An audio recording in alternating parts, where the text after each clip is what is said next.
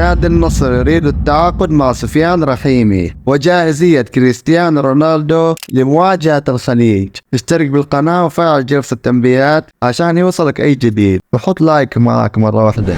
حسب آخر الأخبار، اتفق نادي النصر مع الإسباني فرناندو هيرو على تولي منصب المدير الرياضي لمدة 2 بترشيح من الرئيس التنفيذي الإيطالي جويدو فينغا والأسطورة كريستيانو رونالدو. كشف فيتور سيفرينو عن موعد عودة المدرب لويس كاسترو لإدارة مباريات الفريق مرة أخرى، وقد أجرى المدرب لويس كاسترو عملية جراحية لربط ثقب في الرئة بعد تفريغ الهواء الموجود بين طبقتي الأنسجة المبطنة، ما سبب ضغطا عليها ويمنعها من التوسع بشكلها الطبيعي. الطبيب المعالج للسيد لويس كاسترو الذي أجرى له العملية في الأسبوع الماضي نصحه بعدم التحدث كثيرا لحين موعد مراجعته للعيادة الطبية. وكشف فيتور سيفرينو عن مدة غياب المدرب كاسترو وقال: لويس كاسترو سيغيب خلال 4 مباريات قادمة، يعني كاسترو حيغيب عن مواجهة الخليج في الدوري، ومباراة الخليج برضو في كأس الملك، ومباراة الوحدة في الدوري، وأخيرا مباراة الأخدود في الدوري. وستكون عودته في ديربي العمالقة، ديربي الرياض أمام الهلال في الدوري. لكن يا جماعة، تواجد السيد كاسترو أمس في تدريبات الفريق. للأمانة في أخبار تقول إنه كاسترو سيقود الفريق في مباراة الخليج، بس أنا حمشي مع كلام مساعد كاسترو، ما دام قال 4 مباريات يعني 4 مباريات. مدري يا جماعة، لكن منطقيا كذا المفروض نسمع لمساعد المدرب بحكم انه هو اقرب شخص لكاسترو يعني. لا زال نادي النصر مهتما بالتعاقد مع المدافع الياباني كو إيتاكورا، وسيعود نادي النصر لمفاوضة المدافع الياباني إيتاكورا خلال الفترة المقبلة. وأتى هذا الخبر بعد أن أبدى نادي أتلتيك بلباو الإسباني اهتماما بالتعاقد مع المدافع إمريك لابورت، ولابورت بدأ بالتفكير بالخروج من نادي النصر خلال الصيف القادم. لكن حسب كلام صحيفة ESPN وموقع 365 سكور، من ضمن خيارات نادي النصر لتعويض لابورت سكرينيار وناتشو وتياغو سيلفا وفاران. أول شيء تلاحظوا في هذه الأسماء إنه كلهم أعمارهم كبيرة، كلهم فوق 30 سنة إلا سكرينيار. المشكلة إنه المصادر موثوقة. اكتبوا رأيكم في التعليقات. نادي مونتيري المكسيكي يرغب في التعاقد مع الأسطورة كريستيانو رونالدو لكي يشارك مع الفريق في كأس العالم للأندية عام 2025 بطلب من السيد لويس كاسترو. نادي النصر يريد بيع عقد اللاعب ماجد كشيش. نادي القادسية مهتم بالتعاقد مع اللاعب.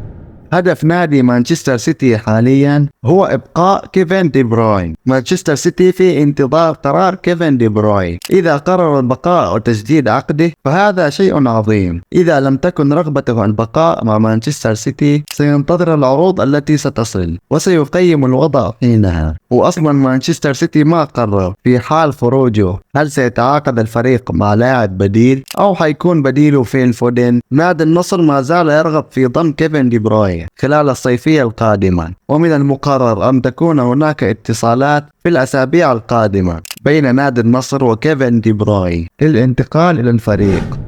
إصابة اللاعب محمد مران بقطع في أربطة المفصل، ويقال أن موسمه انتهى. الفيفا لن يعوض النصر بتعويض مالي بمبلغ 7,500,000 لأن إصابة محمد مران لم تكن في أيام الفيفا.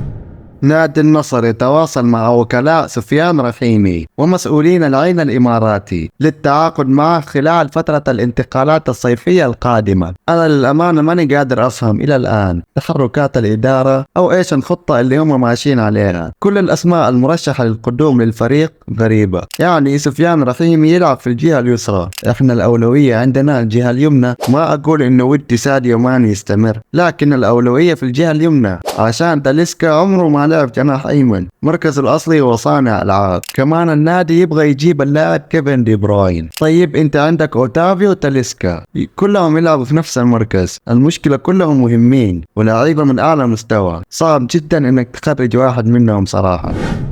نجت الاستقطابات السعودية تستهدف التعاقد مع مواهب العالم من مواليد 2003 فما فوق، وأبرزهم هم إلياس أخوماش لاعب فياريال، وفيرمين لوبيز لاعب برشلونة، وسافيو موهبة جيرونا. مانشستر يونايتد يرغب في بيع رافائيل فاران وكاسيميرو على الأندية السعودية، وهناك نادي سعودي قدم عرضا رسميا للتعاقد مع الثنائي. مين هو النادي هذا؟ للأمانة ما عندي علم، بس النصر هو النادي الوحيد اللي كان يطالب فيه.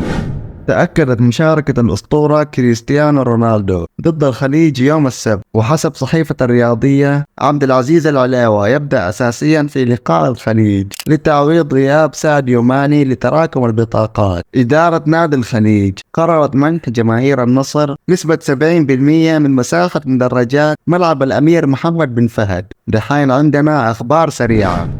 ستقام مباريات نصف نهائي كأس الملك يومي 20 و 21 شوال، وهذا حسب كلام صحيفة الشرق الأوسط. حسب كلام صحيفة ذا سان، الحارس البرتغالي خوسيه سا سينضم إلى نادي سعودي في الصيفية القادمة. آخر الأخبار تقول إنه في 3 لاعبين سيغادرون برشلونة: رونالد أراوخو وديونغ ورافينيا. برأيك هل النصر يحتاج أحد هذه الأسماء؟ كريستيانو رونالدو يفوز بقضية المستحقات التي تبلغ 19 مليون و500 ألف يورو ضد نادي يوفنتوس. وختاما لا تنسوا اللايك والاشتراك وتفعيل جرس التنبيهات. ظاهر لكم الآن على يسار الشاشة مقطع، شيكوا عليه، وأشوفكم المقطع الجاي.